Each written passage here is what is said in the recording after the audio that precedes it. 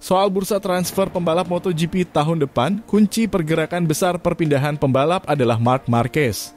Apa yang dilakukan pembalap Honda itu bisa mengubah dinamika bursa transfer pembalap, yang akan menentukan sedikit tidaknya atau benar-benar bisa mengubah segalanya.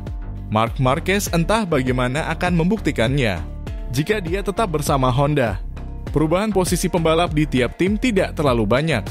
Dan jika sebaliknya, Marc mendarat di tim lain atau bahkan menggantung helmnya, ada serangkaian gerakan beberapa pembalap yang akan dipicunya, dan benar-benar dapat mendistorsi skenario line up pembalap di MotoGP saat ini.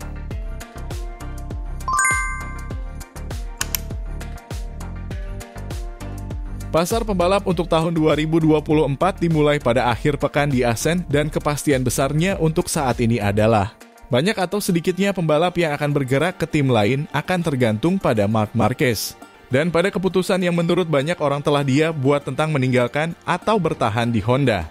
Karena memang benar bahwa RC213V adalah bukan motor pemenang itu sudah pasti.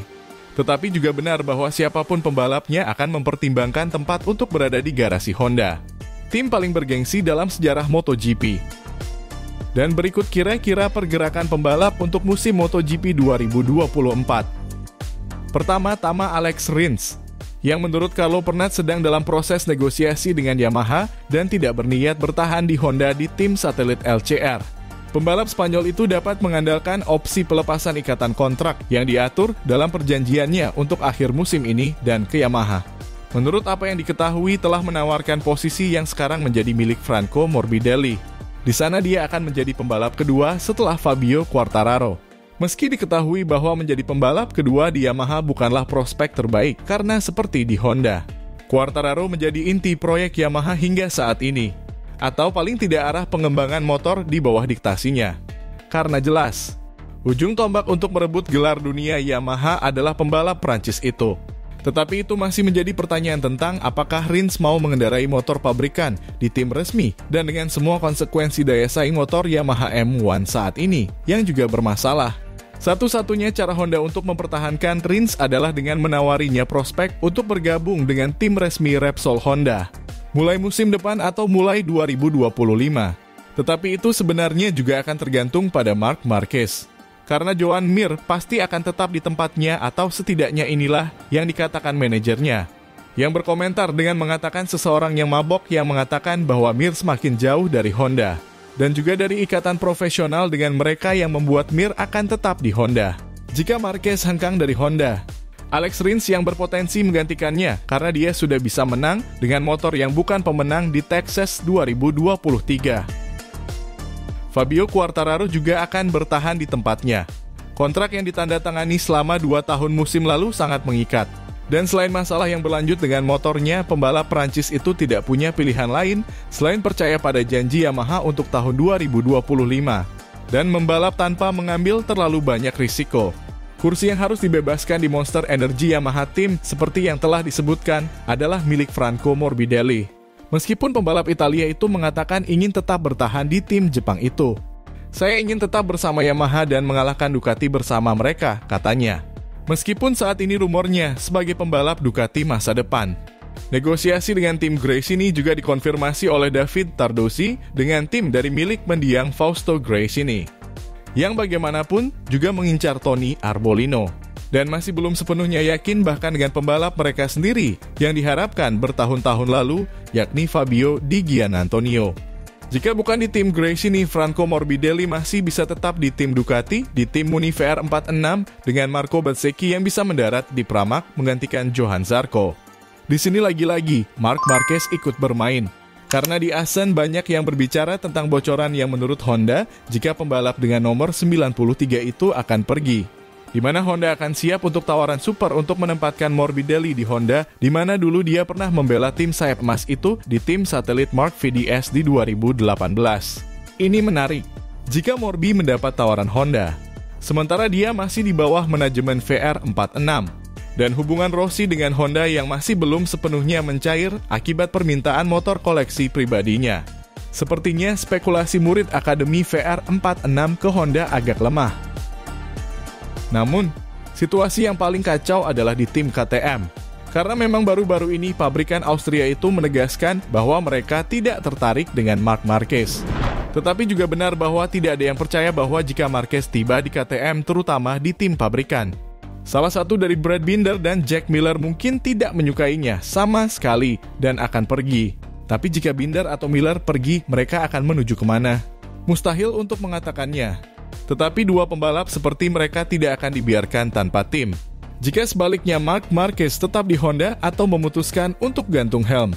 Satu-satunya yang akan lemah posisinya di KTM adalah Pol Espargaro. Di Assen, meskipun cedera yang membuatnya tidak bisa balapan. Dia ingin berada di sana dan muncul untuk membuktikan dia masih ada. Dan Pete Beirer telah menganggapnya lebih dari sekedar saudara kandung.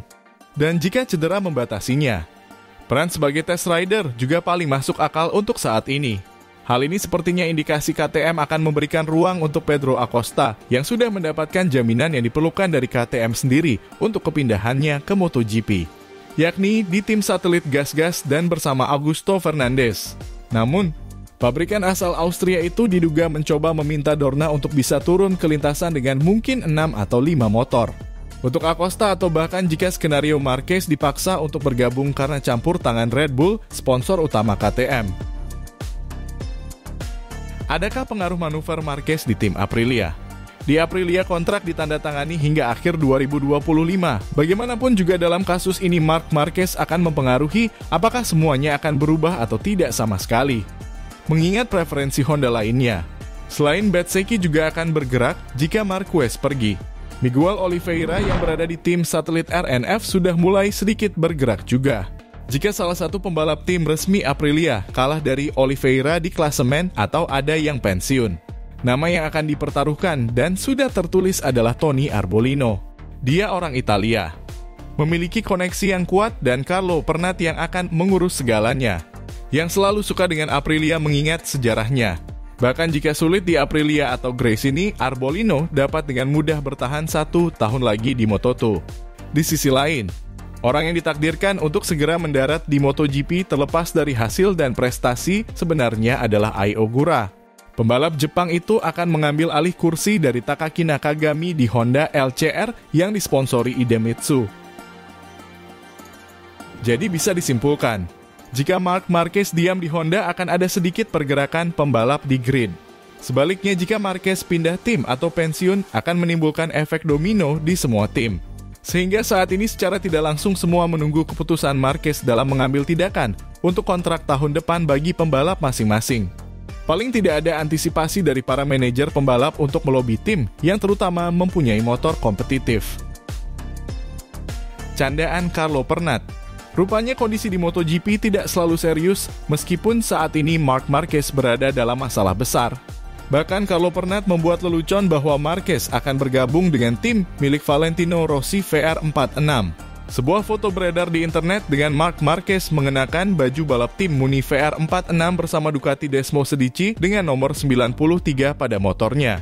Banyak reaksi dari netizen dengan postingan itu dari hanya sekedar like atau komentar. Meskipun Carlo Pernat sudah tidak muda lagi dan jejaring sosial jelas bukan dunianya. Tapi apa kira-kira alasan Pernat dengan menulis caption, ini akan menjadi yang terbaik dalam hidup di postingannya? Marquez ke tim Rossi, meskipun hal ini tidak mungkin terjadi. Karena ibarat menyatukan minyak dengan air. Bisa saja Pernat menyindir bahwa Marc Marquez saat ini mungkin akan melakukan apa saja tanpa ragu untuk menempatkan dirinya pada motor yang kompetitif. Ducati adalah satu-satunya motor yang berhasil melaju kencang dengan semua pembalapnya. Dan bukan kebetulan bahwa mulai balapan pertama tahun 2023 ini, kedua pembalap Pramac sudah naik podium. Antara sprint dan balapan utama. Selain Pecco Bagnaia, kedua pembalap Muni VR46 maupun Alex Marquez untuk tim Gresini. Tapi apakah benar Marc Marquez mau di tim Ducati meskipun di tim lapis kedua atau ketiga? Jika memang demikian, itu akan menjadi keputusan Ducati akan memberi motor spek terbaru atau lama. Tapi yang jelas Valentino Rossi tidak akan membiarkan Marc Marquez mengendarai motornya, bahkan jika Marquez tidak memikirkan gajinya. Atau membawa gajinya yang lebih dari 25 juta euro selama bertahun-tahun di Honda hanya untuk balapan dengan Ducati. Postingan Pernat itu memang hanya lelucon alias intermezzo belaka. Namun jika benar bahwa Valentino Rossi menawarkan sadel motornya kepada Marc Marquez, Hal ini akan jadi berita terpanas sepanjang sejarah motorsport.